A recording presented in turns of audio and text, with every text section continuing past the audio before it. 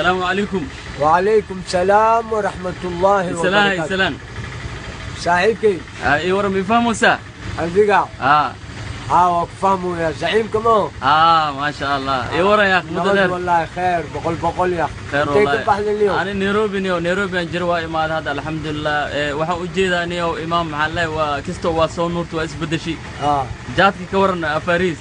niyo jaadka niyo waa isdaafna niyo.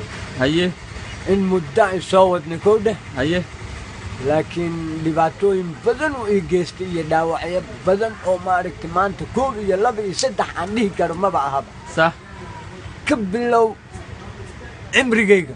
haye ku dar 6 lixaad. subxaan allah. haye wax uusan iga baabi'ininba male wax walba waa iga baabi'in. ما شاء الله. marka maxaa ka mid ah dhibka uu ku geystay oo kale? waxaa ka mid ah horta kow indhuhu iga tir.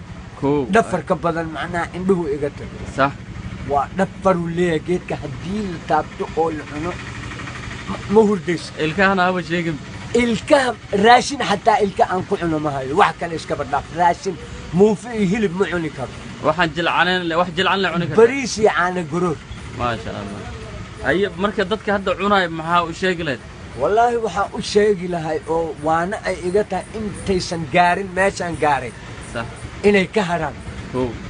midda koowaad taas waa. haye midda labaad ha ogaadaan haddii aan nahay muslimiin haddii aan nahay in lacagaheenni lagu dhiso kaniisado.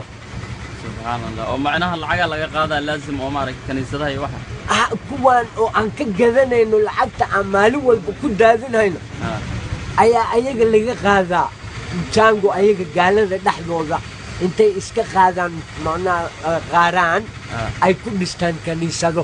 marka dadka Soomaali jiray meel walba ay joogaan Soomaalida waa agdigaysa jad boqolkiiba boqol. haya ma sha Allah. shukran jazakallahu khair.